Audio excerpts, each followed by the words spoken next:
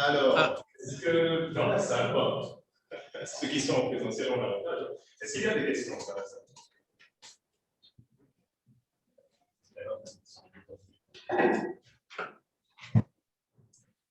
Alors, d'accord. Donc, monsieur Akotse Oti de l'ANPC, donc l'Agence nationale de la protection civile. oui. Bien sûr. Il a une question pour vous, monsieur Langouin. Alors, est-ce que vous aurez comment on appelle ça? La présentation, est-ce qu'elle sera disponible après Oui, la présentation sera disponible, il n'y a pas de problème. Vous avez la réponse à cette question. J'ai une question spécifiquement pour vous, monsieur Langouin. Oui. En résumé, quelles sont les 3 compétences les plus importantes pour un spécialiste en achat? Les 3 compétences les plus importantes sont effectivement, je dirais, la capacité d'analyse, l'ouverture d'esprit et la réactivité. D'accord. Sur le point de l'ouverture d'esprit, qu'est-ce que vous mettez dans l'ouverture d'esprit? Pardon, dans l'ouverture d'esprit? Oui, qu'est-ce que vous mettez dans l'ouverture d'esprit? Donc, d'une part, dans l'ouverture d'esprit, il faut que ce soit véritablement, il faut que l'acheteur soit ouvert sur l'international.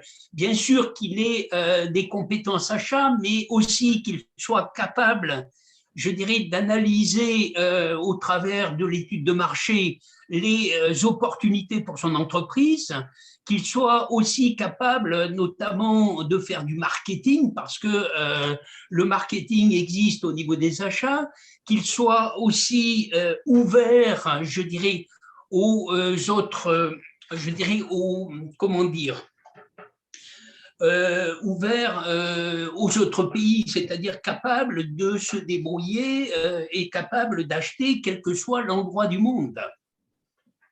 Donc, l'important, c'est aussi, je dirais, de s'adapter et de connaître les codes culturels de chaque pays. D'accord. D'accord. Merci pour votre réponse. Est-ce que vous Je vous en prie. Ah, d'accord. L'administration face à l'achat et l'approvisionnement. Ah, d'accord, l'administration publique. Alors, nous avons une autre question ici, oui. donc, de M. Akotse Otidi. Alors, quel est le rôle, c'est ça, de l'administration publique dans les approvisionnements et les achats? Alors, d'accord. Donc, quelle est la place alors? D'accord. Quelle est la place des achats et approvisionnements dans l'administration publique? Alors, la place dans. Alors, je ne suis pas un spécialiste je dirais, des marchés publics, mais bon, j'ai une petite connaissance là-dedans.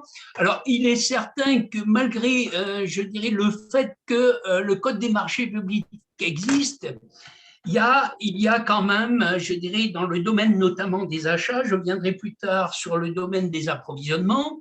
Dans le domaine des achats, il y a quand même la recherche de fournisseurs, donc trouver les bons fournisseurs. Ensuite, effectivement, il y a la technique de l'appel d'offres. Il y a aussi la technique du dépouillement des offres. Donc, parfois la négociation. Alors, je ne sais pas je connais le Code des marchés publics en France, je ne le connais pas obligatoirement dans vos pays, mais par exemple en France, pour des sommes qui sont inférieures, je crois, à 90 000 euros, il est possible de passer des marchés de gré à gré, et donc sur des marchés de gré à gré, il y a aussi la part de négociation. Voilà. Donc ça, concernant les achats. Concernant les approvisionnements, on est véritablement, je dirais, sur une gestion de stock. Donc, véritablement, les approvisionneurs vont être chargés de faire rentrer le matériel qui a été commandé, enfin qui a été acheté par les achats. Donc, la fonction approvisionnement, pour moi, change très peu par rapport a une fonction approvisionnement dans une entreprise industrielle, parce qu'elle va être là aussi pour relancer le réapprovisionnement au niveau des stocks, elle va être là aussi pour suivre les fournisseurs, pour les relancer et pour gérer les délais d'approvisionnement. Voilà, pour moi, il n'y a pas beaucoup de différence, si vous voulez, entre les approvisionneurs publics et les approvisionneurs d'une entreprise industrielle. La seule différence au niveau des achats, c'est sur des sommes relativement importantes où vous êtes contraint effectivement de suivre le code des marchés publics. D'accord, merci M. Longuinou. Il y a une question par rapport à toujours de M. Apote-Otiti. Alors, rupture de stock, flux tendu, flux tiré, coût de possession et économie d'échelle. Comment est-ce que le gestionnaire s'en sort? Comment prendre les décisions? Comment naviguer tout ça? Alors, aujourd'hui, généralement, si on parle de gestionnaire de stock, on peut aussi parler, parce que globalement, le gestionnaire de stock et les approvisionnements travaillent de concert.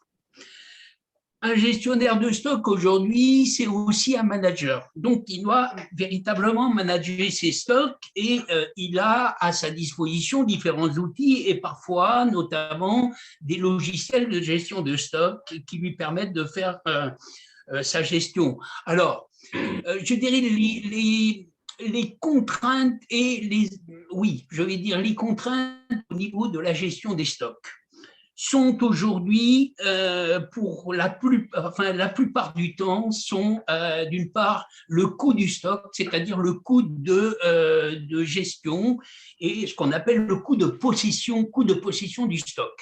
Le coût de possession du stock, il est composé de quoi? Globalement, il est composé des charges sociales, des approvisionnements et de la gestion des stocks, plus ensuite tous les frais, je dirais, qui sont répartis sur ces fonctions, c'est-à-dire si vous êtes en comptabilité analytique notamment, je dirais la répartition des charges sur la gestion des stocks et le magasinage. Ensuite, vous avez aussi, alors, un des points importants dans le coût de possession, c'est-à-dire le coût de possession de stock, c'est d'une part le loyer de l'argent. C'est-à-dire que plus le loyer de l'argent est important et plus l'impact sur votre coût de possession est important. C'est quoi? Ça veut dire que cet argent, si au lieu de le mettre dans votre stock, vous le mettiez à la banque, il vous rapporterait. Or, qu'est-ce qu'on peut dire d'un stock? Un stock, c'est de l'immobilisation de l'argent.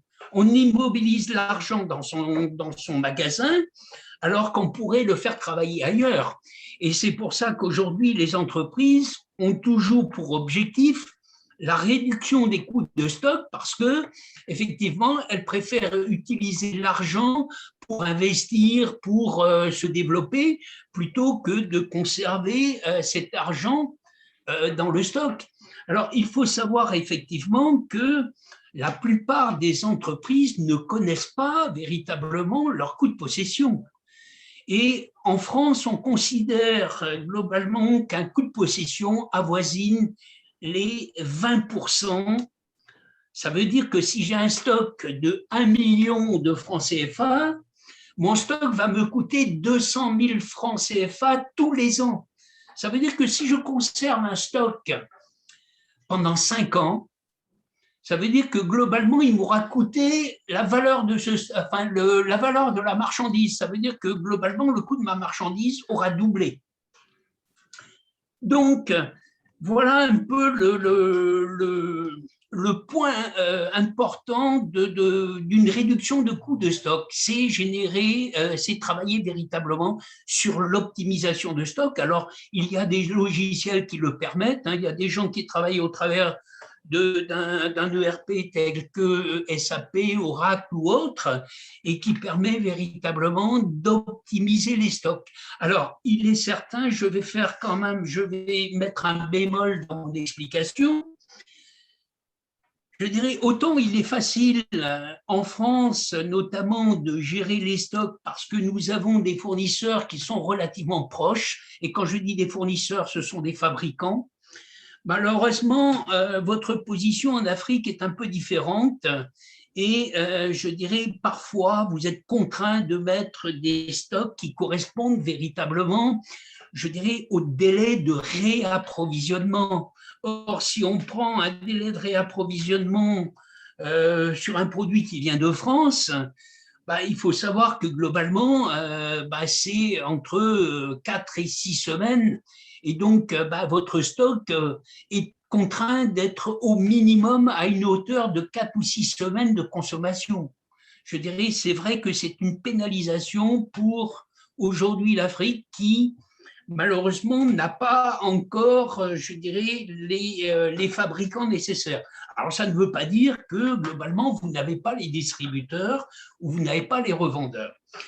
Mais alors, un point important, ces revendeurs, effectivement, parfois maintiennent des stocks, mais parfois ne les maintiennent pas. Donc, je dirais, la grosse difficulté pour vous, dans vos pays respectifs, c'est effectivement d'être contraint de mettre des stocks relativement importants. Alors, est-ce que ma réponse, je dirais, vous convient? Oui, monsieur Landry, merci pour cette réponse. Alors, j'ai une autre question de monsieur Athiogé Landry du Fonds national de finances inclusives. C'est bien ça?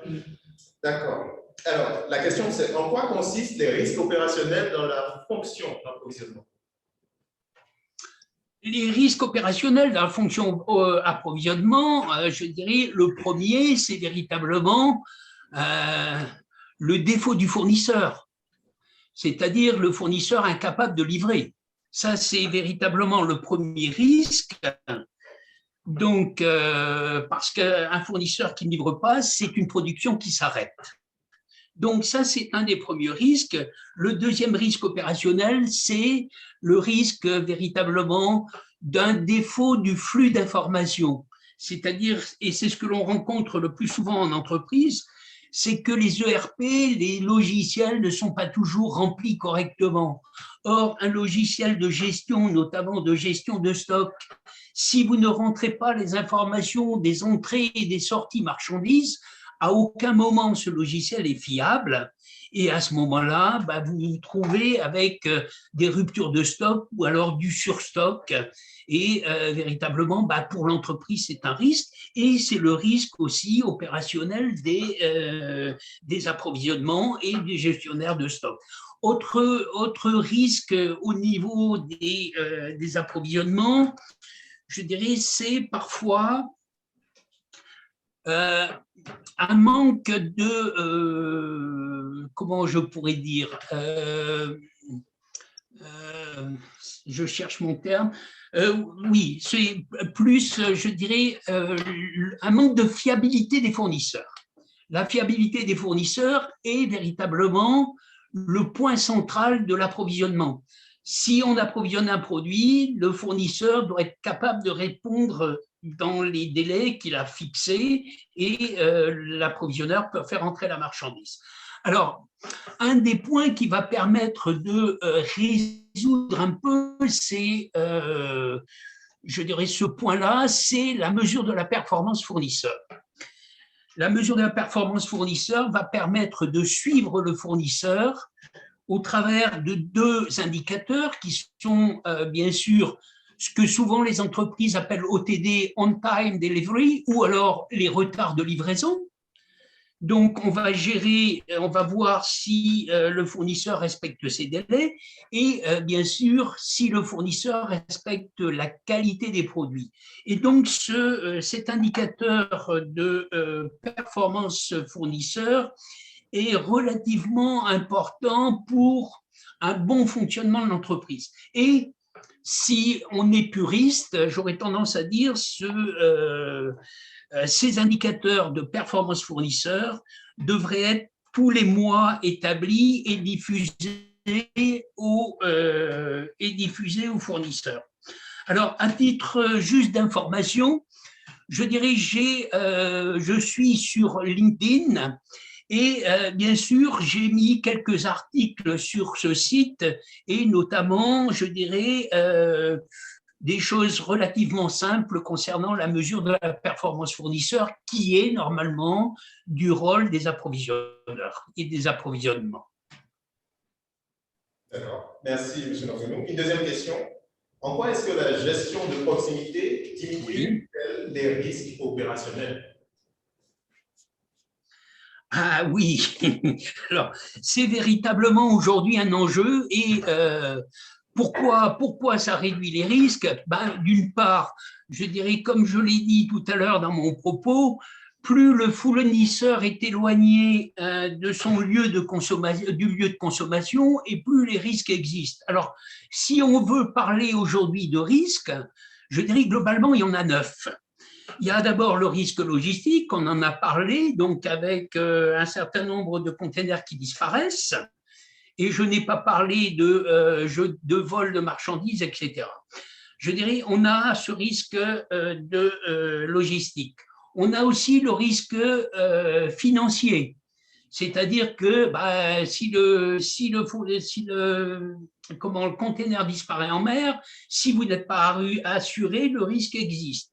Il y a aussi le risque monétaire. Le risque monétaire, parce que tout dépend de la devise que vous choisissez pour acheter la marchandise, donc ce risque existe.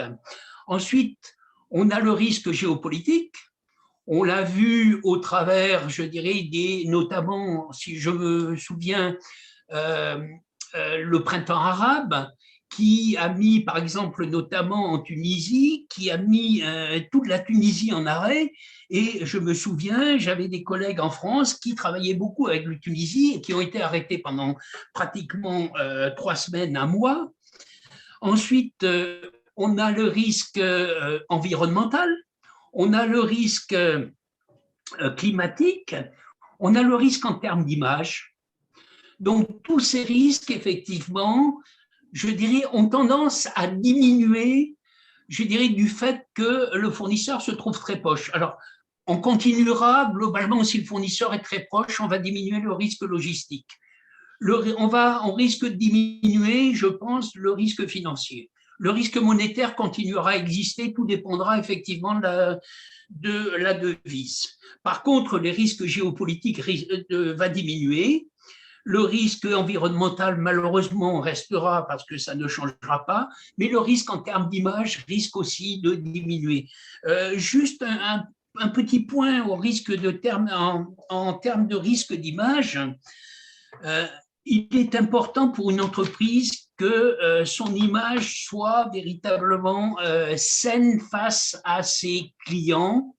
Et j'en veux pour preuve simplement, alors je ne sais pas si vous vous souvenez, dans les années 2003, 2004, 2005, nous avions vu à la télévision des enfants au Bangladesh qui étaient en train de coudre des ballons de football pour Nike. Et bien, cette image a fait perdre cette année-là et les années qui ont suivi pratiquement 20% du chiffre d'affaires de Nike. Donc, importance quand même de ce risque en termes d'image, parce qu'effectivement, je dirais, c'est quelque chose qui est non négligeable. Donc, par rapport à tout ce que je vous ai dit, donc le fait que les fournisseurs soient de plus en plus proches, on va éliminer une bonne partie des risques. Est-ce que ça convient? Est-ce que j'ai répondu totalement à votre question? D'accord, oui, monsieur Langenou, ça répond à la question. Super. Une seconde.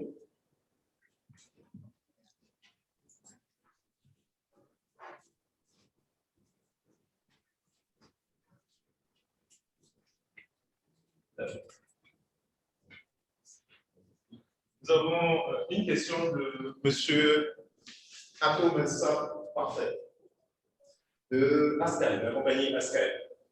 Et oui. La question, c'est en matière de relocalisation, est-ce que vous pouvez revenir dessus et nous en dire un peu plus sur les activités à mener dans l'entreprise et voilà, les rôles et activités des acheteurs dans ce domaine-là, en matière de relocalisation? Oui, alors la relocalisation aujourd'hui est quelque chose sur lesquels les services achats doivent retravailler. Je dirais pour une simple raison. Je dirais, au début de la crise du Covid, la France n'a pas pu trouver, n'a pas eu de masques. Donc, on s'est rendu compte que 100% des masques étaient fabriqués en Chine. Or, la pandémie existait déjà en Chine, donc les entreprises étaient fermées. Impossible de livrer les masques. Deuxième point, tous je dirais, les composants concernant les tests de vérification du Covid étaient aussi fabriqués en Chine.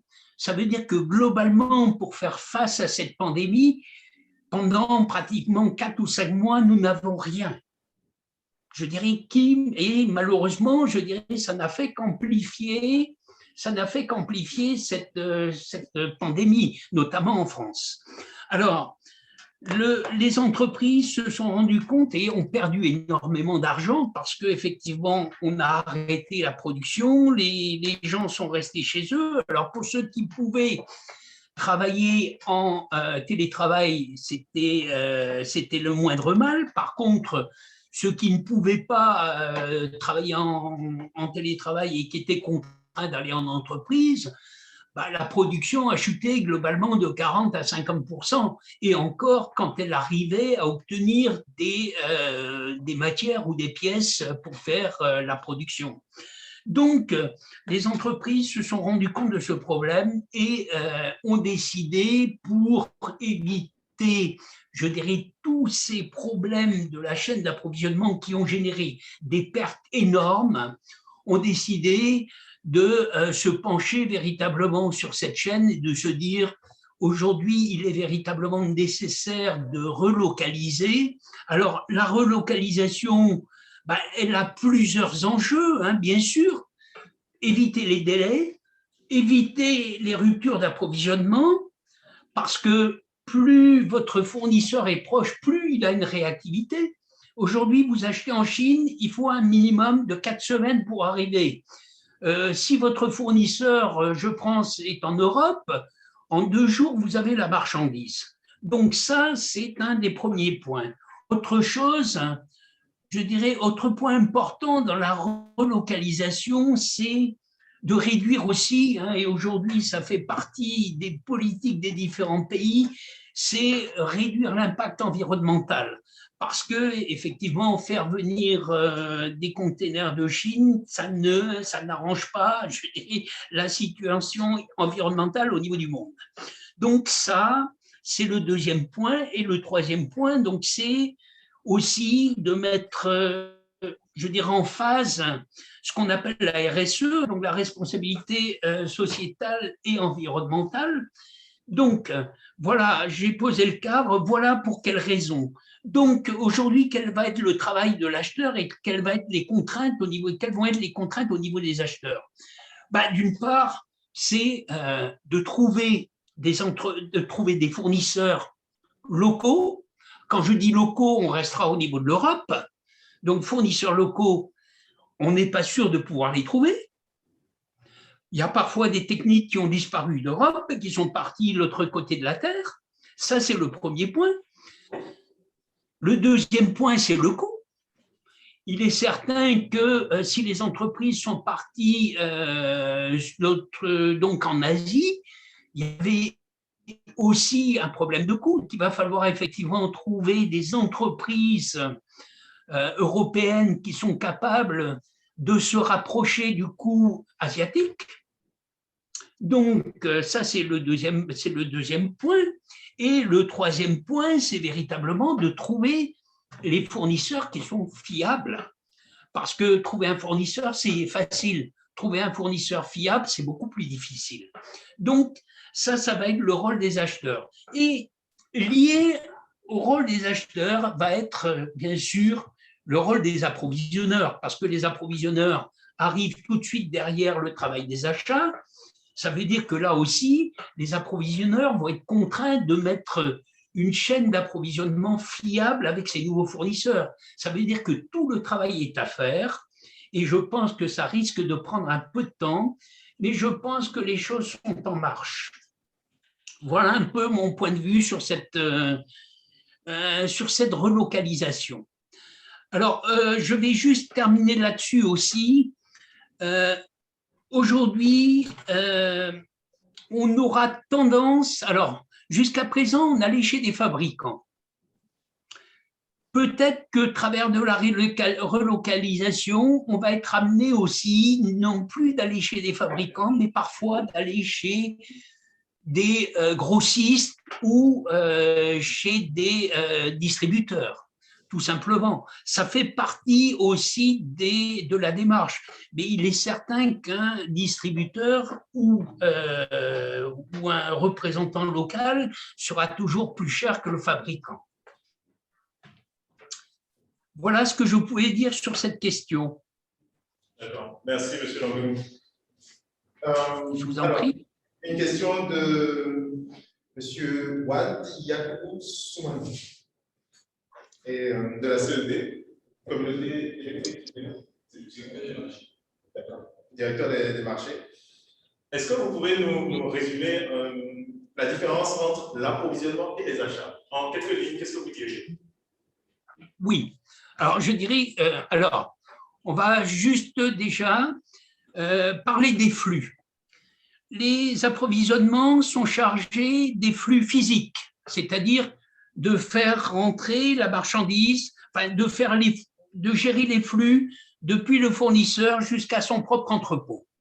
Ça, ce sont les flux physiques, et de gérer les flux d'information. Les flux d'information, c'est suivre la commande, c'est intégrer notamment l'accusé de réception de commande, c'est aussi, à un moment donné, de rentrer les informations concernant la livraison, etc., etc. Ça, c'est le rôle des approvisionneurs. Donc, l'approvisionneur, lui, est là pour, pour continuer le travail de l'acheteur qui, lui, a uniquement passé le contrat avec le fournisseur. L'approvisionneur, lui, va faire rentrer le produit qui a fait l'objet du contrat. Maintenant, il va gérer la commande, il va relancer le fournisseur si nécessaire en cas de dépassement des délais. Il va mettre en place une mesure de la performance fournisseur parce que c'est du rôle de l'approvisionneur. Et en même temps, il va être en permanence dans la relation avec les fournisseurs parce que ne serait-ce que pour suivre les délais de livraison. Maintenant, si je parle des achats, on va parler d'abord des flux. Les achats sont responsables des flux financiers. Quand je parle des flux financiers, le service achat est le plus gros dépensier de l'entreprise. Donc, dès l'instant où il engage une dépense, on rentre dans les flux financiers. En plus de gérer ces flux, donc bien sûr, quand on parle de flux financiers, on va parler aussi de budget achat. Et ensuite, il va aussi être amené à gérer donc, les flux d'information. Ces flux d'information, c'est d'abord créer le fournisseur, c'est ensuite créer l'ensemble des informations concernant le produit, c'est-à-dire les prix, les délais, les incoterms, etc. Donc, tout ça, ce sont aussi les flux d'informations que l'acheteur va être amené à remplir. Donc, alors pour résumer, l'acheteur, lui, dans son processus, il va, à partir du moment où le besoin est défini, il va chercher le fournisseur, il va globalement, chercher les fournisseurs, il va faire l'appel d'offres, il va donc comparer les offres, il va négocier, et après négociation, il va choisir le fournisseur et il va faire le contrat. Si je prends les acheteurs, les approvisionneurs, une fois que le contrat est signé, l'approvisionneur va prendre le contrat ou la commande. Il va d'une part vérifier que, le fournisseur a bien reçu la commande ou le contrat. Derrière, il va suivre les délais d'approvisionnement, les délais du fournisseur. Il va faire soit des relances curatives, soit des relances préventives. Et ensuite, donc, une fois que la marchandise sera rentrée, il va quand même, au cas où, il va être aussi chargé de gérer les litiges, litiges de transport ou les litiges de quantité et de qualité. Voilà. Je ne sais pas si j'ai résumé, mais voilà un peu ma réponse.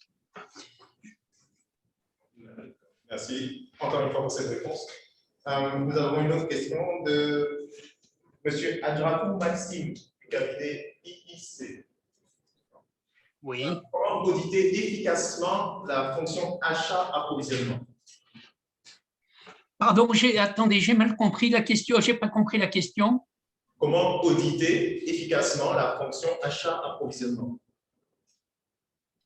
Comment pardon, auditer. Auditer. D'accord. Comment auditer efficacement les deux fonctions? Alors, c'est vrai, je n'ai pas parlé, c'est vrai que dans certaines entreprises, on est encore sur un service qui s'appelle achat-approvisionnement. Pourquoi? Parce que ces fonctions sont complémentaires. Alors, comment auditer efficacement? Globalement, je dirais l'audit, quand on fait un audit, je dirais de service, généralement, la première chose, on établit un questionnaire. Ce questionnaire a pour but de vérifier effectivement que, je dirais, d'une part, les procédures sont respectées. Ensuite, une fois que les procédures sont respectées, on va regarder effectivement la manière dont chaque service travaille. Et on va regarder par rapport aux procédures si véritablement la manière de travailler est conforme à la procédure. Et ensuite, une fois qu'on a fait, je dirais, cette mesure, je dirais, il est facile véritablement de faire l'audit. Maintenant, est-ce qu'il s'agit d'un audit physique? Alors, parce que la question comprend deux choses. Soit, je dirais, comment on prépare un audit ou comment véritablement, physiquement, on le fait. Alors, physiquement, on le fait, je dirais, simplement, en se déplaçant, en allant dans les services et en vérifiant, par exemple, en prenant une commande et en vérifiant effectivement si la commande respecte bien l'ensemble du processus. Et on ne se limite pas à une commande, on peut en prendre quelques-unes au hasard et on vérifie si véritablement les achats et les approvisionnements ont bien suivi les procédures, si tout est véritablement respecté. Voilà, alors je ne sais pas si c'était véritablement ça la question, parce que pour moi, je ne vois pas d'autre solution. D'accord, c'était ça la question. Par contre, il y a une question de rebond. Est-ce qu'un service peut faire les deux fonctions, donc achat et approvisionnement? Oui, alors ça se voit dans des entreprises encore, des petites entreprises où on a encore des gens qui font et les achats et les approvisionnements. Or, aujourd'hui, on a considéré dans les entreprises que c'était véritablement, même si ce sont des métiers complémentaires, ce sont des métiers qui sont un peu différents. Et donc, on a choisi de séparer. Et pourquoi? Parce qu'on a rattaché surtout les approvisionnements à la logistique et les achats, je dirais, d'un côté, la logistique et les approvisionnements de l'autre. Pour quelle raison? Simplement pour une raison de fonctionnement, parce que la finalité de la fonction n'est pas du tout la même si elles sont complémentaires. D'accord. Merci pour cette réponse. Nous allons prendre une question en ligne. Monsieur Nico Zounou. D'accord.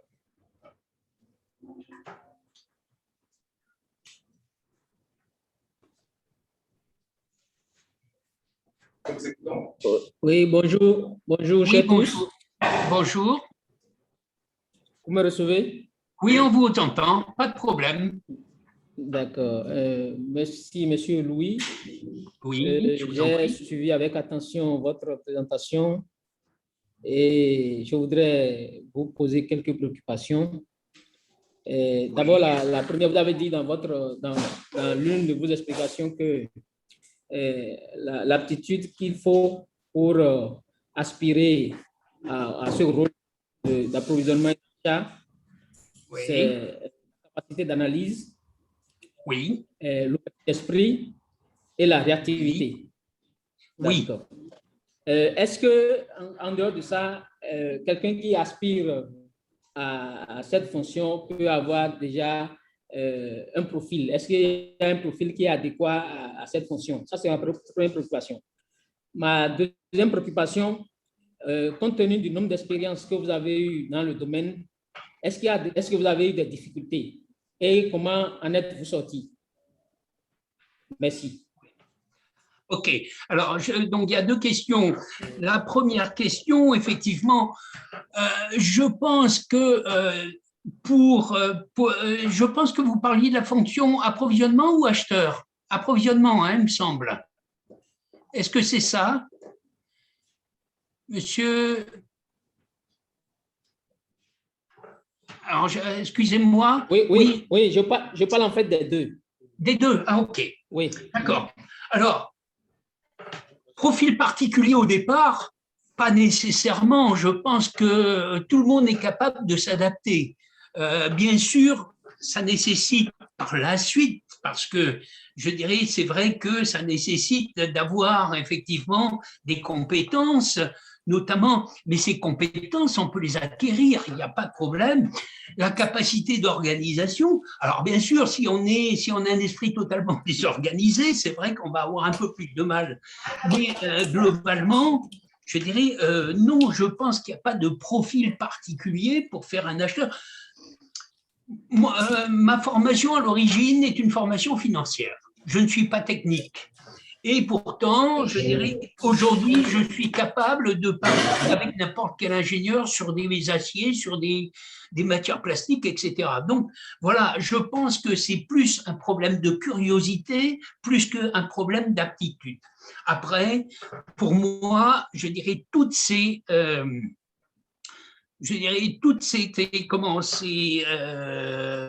compétences et ces aptitudes font que on est capable de les acquérir au fil du temps. Je pense qu'il n'y a pas de problème.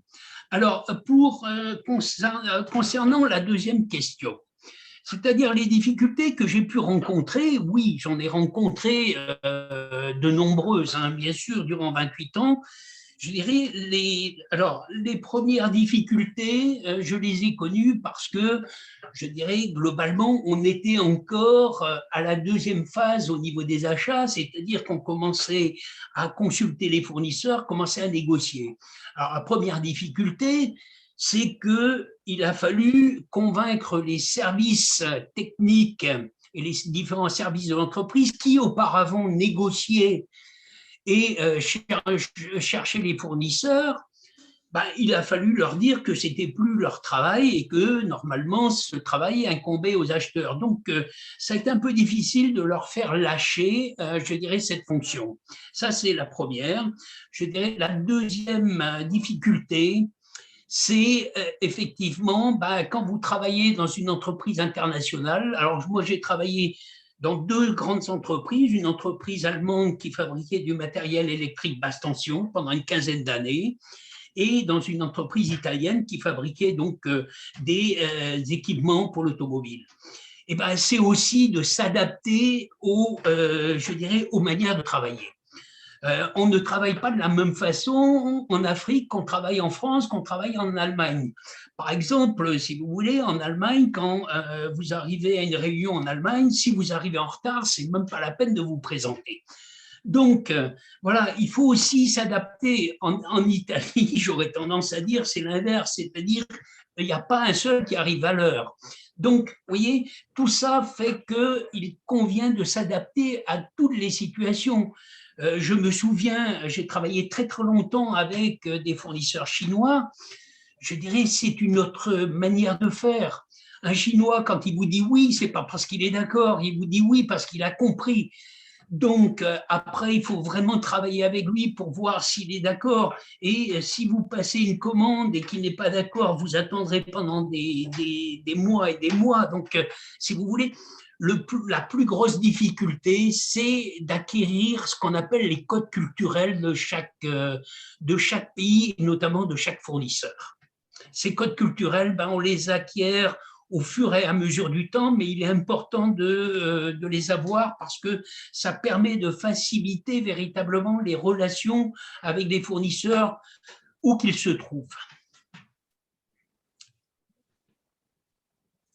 Est-ce que j'ai répondu à votre question?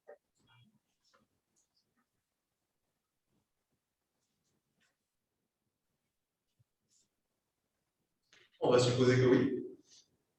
D'accord. Nous avons une autre question en présentiel ici de M. Atto Vincent Parfait de la Sky.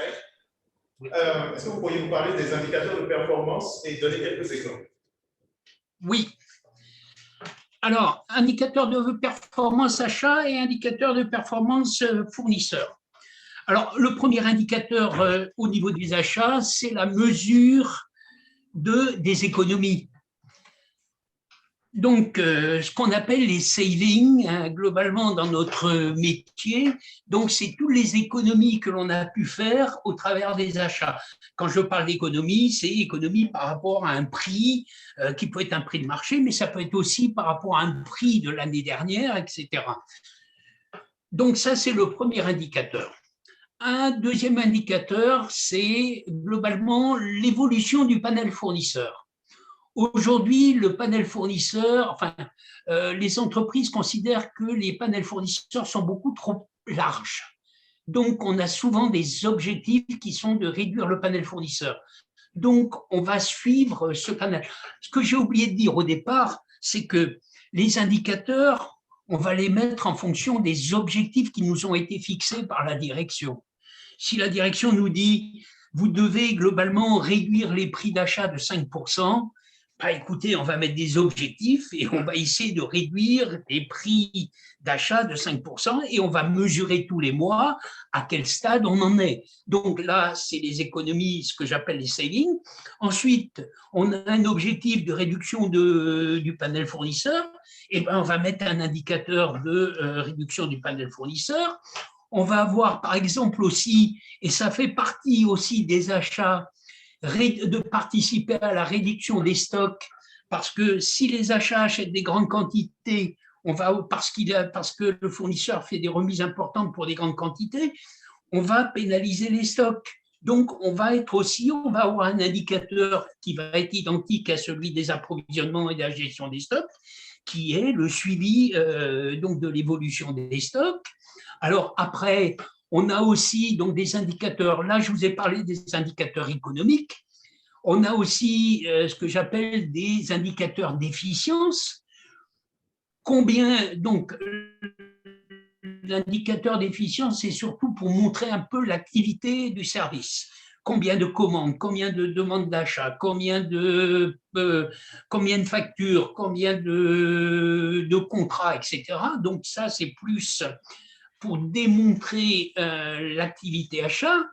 Et enfin, on va avoir notamment des indicateurs qui peuvent être des indicateurs humains, c'est-à-dire globalement, est-ce qu'on a un turnover important dans un service achat? Alors, moi, je le suivais pour une simple raison, c'est que j'avais 25 acheteurs totalement dans mon panel d'acheteurs. J'avais 25 acheteurs, donc si jamais il y avait un problème, c'est-à-dire que les acheteurs quittaient l'entreprise, il fallait que je puisse suivre parce que si les acheteurs quittent l'entreprise, ça veut dire que quelque part il y a un malaise, il faut trouver une solution et surtout trouver pourquoi il y a le malaise. Donc, c'est ce que j'appelle les indicateurs humains. Donc, comme au niveau des achats, j'ai parlé indicateur unique, indicateur physique, donc efficience, indicateur humain. Je vais parler de la même chose au niveau des approvisionnements. Donc, approvisionnement, indicateur économique, notamment le coût d'approvisionnement. Quels sont les coûts d'approvisionnement? Donc, on va suivre les coûts de transport, on va suivre les coûts logistiques, on va suivre aussi, comme on a fait au niveau des achats, le coût des stocks, et notamment le coût de possession du stock. On va suivre globalement au niveau économique, c'est à peu près ce que l'on va suivre. Après, au niveau physique, on va regarder l'activité, le nombre de commandes passées, le nombre de colis reçus, le nombre de relances qui ont été faites, etc., etc. Et ensuite, on va parler aussi donc d'indicateurs humains. S'il y a beaucoup de monde dans le service, s'il n'y a pas beaucoup de monde dans le service, l'indicateur humain n'a pas beaucoup d'importance. Voilà globalement. Alors, je pourrais rentrer plus dans le détail après parce que effectivement, moi, j'avais globalement une quinzaine d'indicateurs. Mais j'avais, si vous voulez, notamment, ce qui était pour moi important, c'était, j'avais 5 objectifs fixés par ma direction. Bah, c'était les 5 indicateurs qui, pour moi, avaient leur importance véritable. Donc, voilà. Mais on ne peut dire, enfin, on peut dire globalement que on met en place un indicateur quand on a un objectif. Alors ça, premièrement, mais je considère aussi que chaque acheteur, chaque approvisionneur devrait avoir ses propres indicateurs, tout simplement. Je dirais parce qu'aujourd'hui, alors je ne sais pas si c'est le cas en Afrique, mais je sais que c'est le cas dans certaines entreprises où, je dirais, vous avez, enfin, chaque employé a ce qu'on appelle un entretien annuel. Donc, si cet employé qui arrive à l'entretien annuel les mains dans les poches, bah, quand on va lui demander qu'est-ce qu'il a fait, il n'a rien pour prouver son activité. Alors que s'il a un indicateur qui note tout ce qu'il a fait globalement dans l'année, bah, au moment de l'entretien, il va pouvoir expliquer, je dirais, le travail qu'il a fait et si ce travail a été supérieur à ce qu'on attendait de lui, tout simplement. Donc ça aussi, ces indicateurs personnels, je dirais, ont une importance. Est-ce que ça répond à la question? Ça répond tout à fait à la question. Et nous en avons une autre de M. Atchoué du Fonds national de finances inclusives. Dans la fonction achat, Oui. de négociation, après le contrat, est-ce que le chargé d'expression de besoin ou le chargé d'approvisionnement intervient dans la négociation? Intervient dans, pardon? Dans la négociation. Dans la négociation. Alors, après, voilà.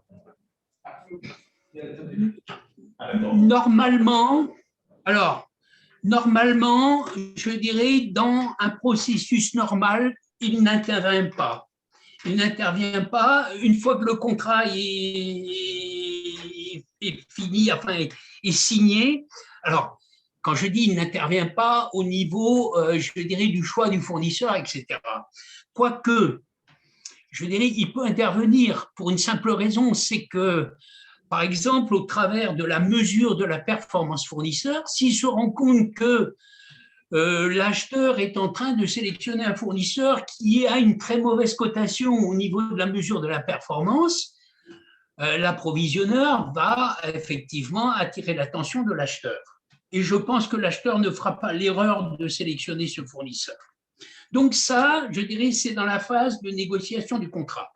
À la suite du contrat, le contrat est signé, ben, il arrive parfois que l'approvisionneur ou le gestionnaire du contrat, parce que ça peut être les deux, ben, puisse renégocier certaines, alors je ne vais pas dire des clauses importantes, mais peuvent renégocier simplement un report de délai. Par exemple, si le fournisseur appelle l'approvisionneur en disant « Attendez, j'avais prévu de livrer le 5 juin, je ne pourrai livrer que le 7 juin, est-ce que ça pose un problème ?»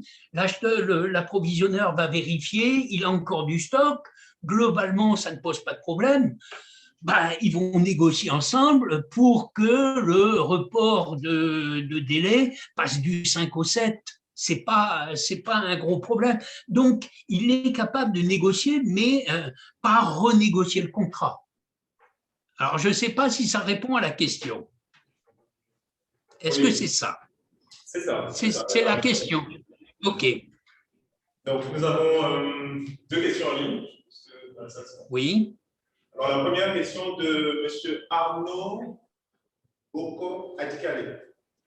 Il peut arriver qu'en tant que spécialiste des acquisitions de jouer simultanément le rôle d'acheteur public et d'approvisionneur? C'est une question. Est-ce qu'il peut arriver que le spécialiste des acquisitions joue simultanément le rôle d'acheteur public et d'approvisionneur? Et dans ce cas, quelles sont les méthodes adéquates pour mieux réussir cette fonction?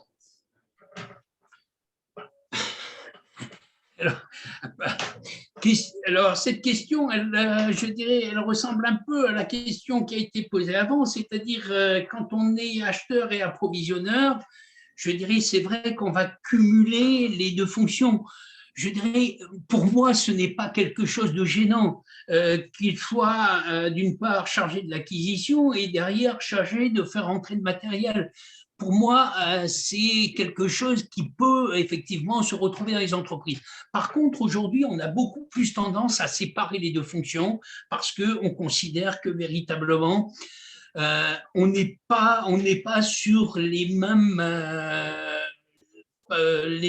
comment dire, on n'est pas du tout, même si on est sur les mêmes flux au niveau, les flux, pardon, sur les flux, on n'est pas sur les flux physiques, on est sur les flux d'information.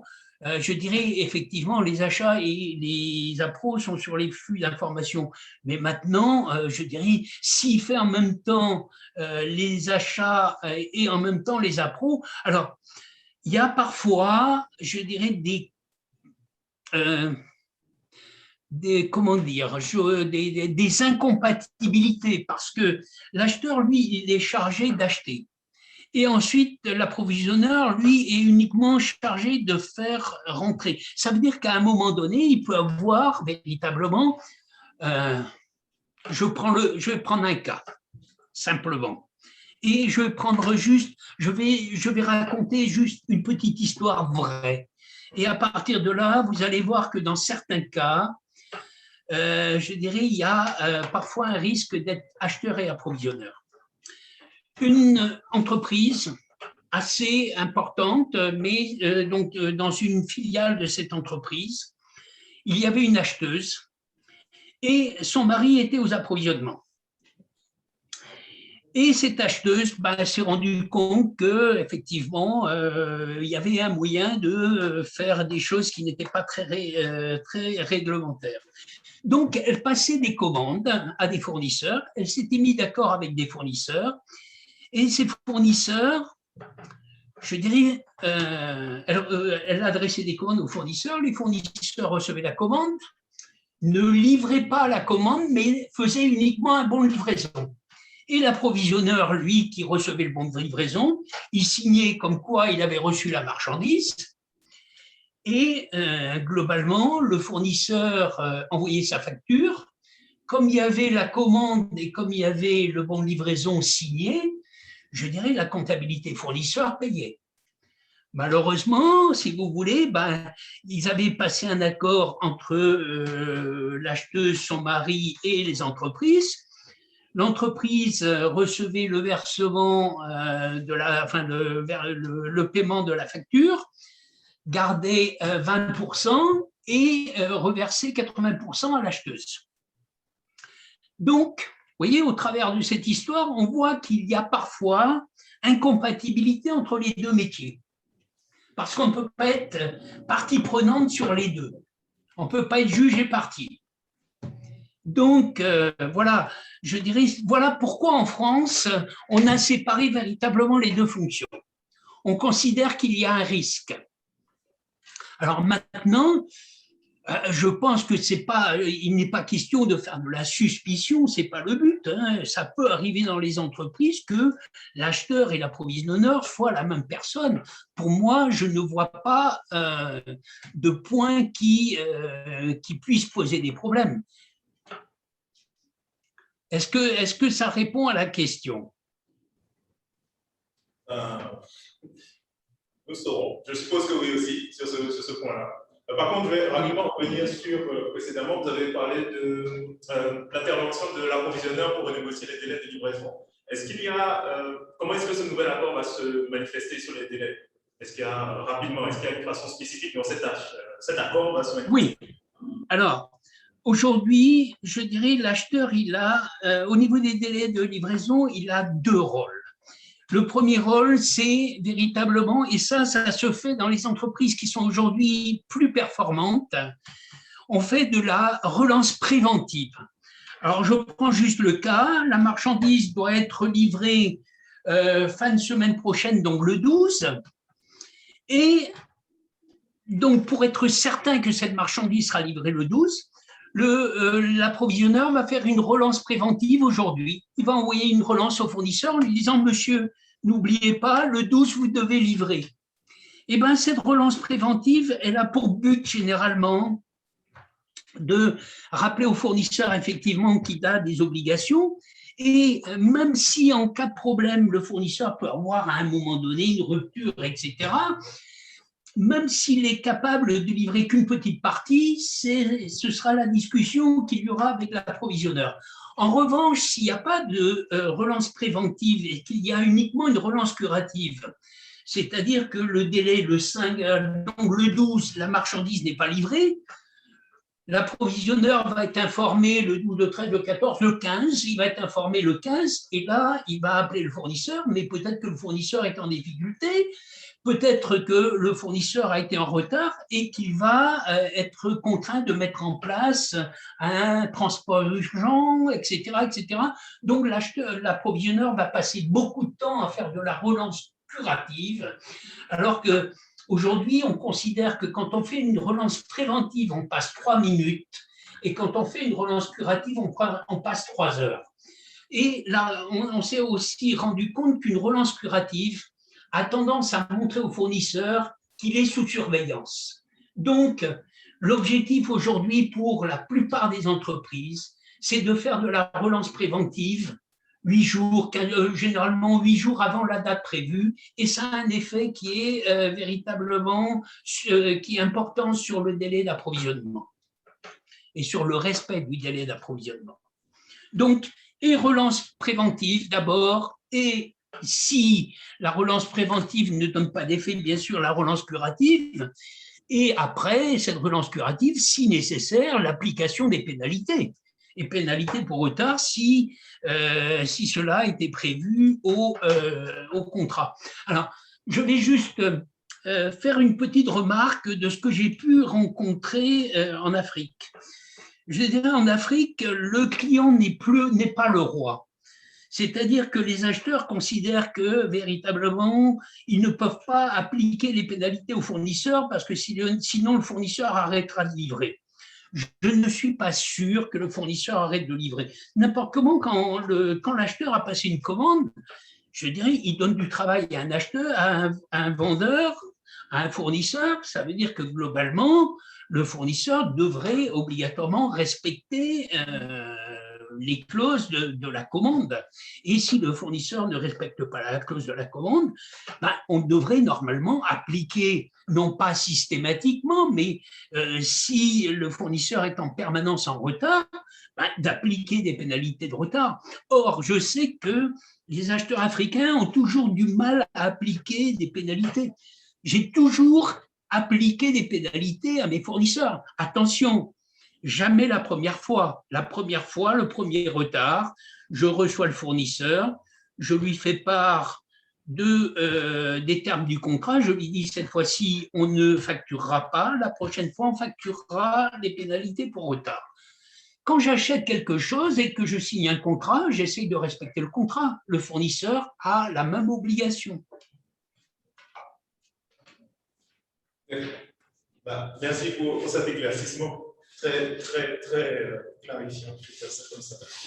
Nous allons prendre une dernière question en ligne de Papa Amadou Diop Faye.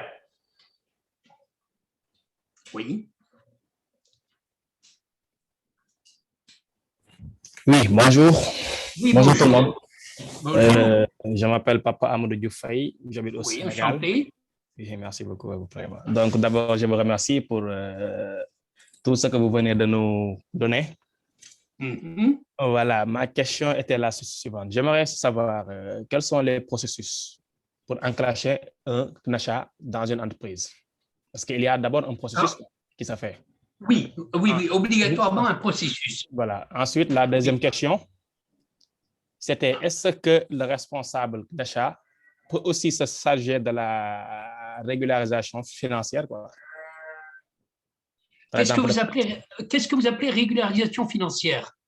Par exemple, de payer le fournisseur, quoi. Est-ce que lui, il peut prendre l'argent et payer le fournisseur directement? Non. Alors, bon, je réponds déjà à la première question et je reviendrai sur la deuxième. D'accord. Donc, effectivement, le processus achat existe tout simplement. Alors, je vais vous le décrire rapidement. Processus, donc déjà, définition du besoin.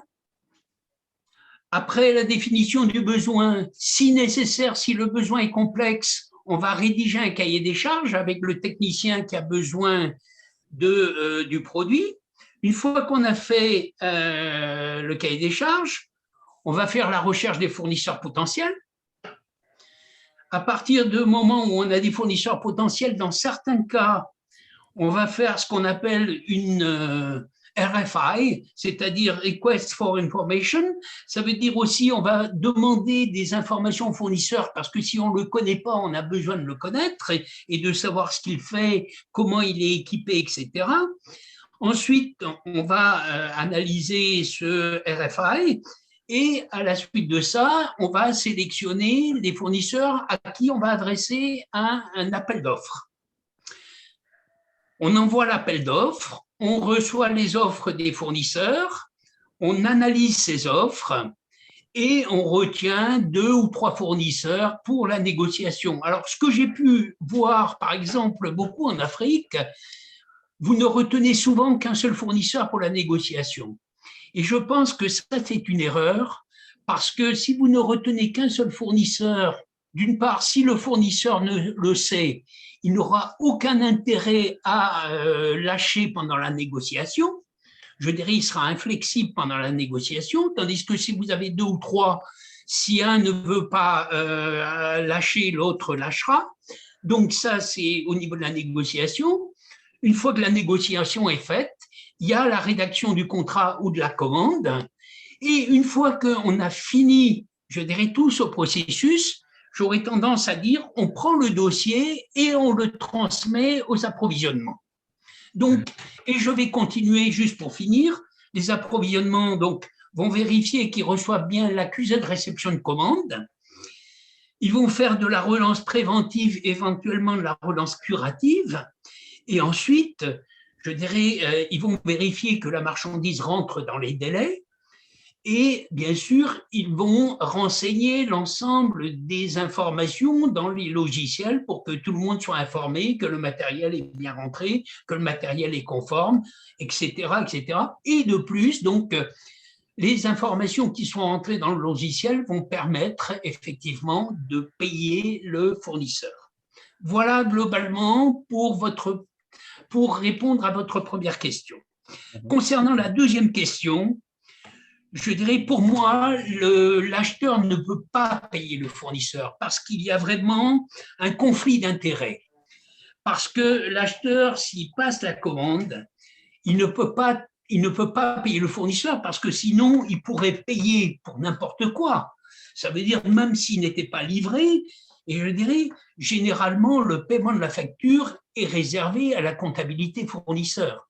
Je pense que si l'acheteur paye le fournisseur, je pense que le risque est trop important au niveau de l'entreprise. Je pense qu'il y a véritablement un conflit d'intérêts. Alors, je ne sais pas si ça répond à votre question. Oui, bien sûr. Hein. Oui. Oui, ça répond bien. Merci beaucoup. D'accord. OK, je vous en prie. Monsieur Langenoux, merci encore. On va clôturer cette session. Peut-être, vous voulez qu'on revoie votre temps ? Merci à vous.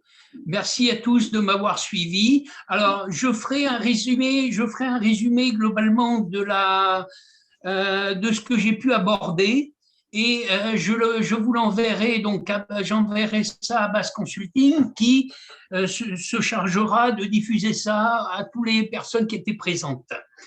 Alors, je voulais aussi beaucoup vous remercier de votre présence, je dirais, parce que ça montre véritablement l'intérêt des entreprises pour les achats et les approvisionnements, et je pense que c'est véritablement aujourd'hui d'une importance capitale parce que si les entreprises veulent véritablement faire des économies et se préparer pour, je dirais, la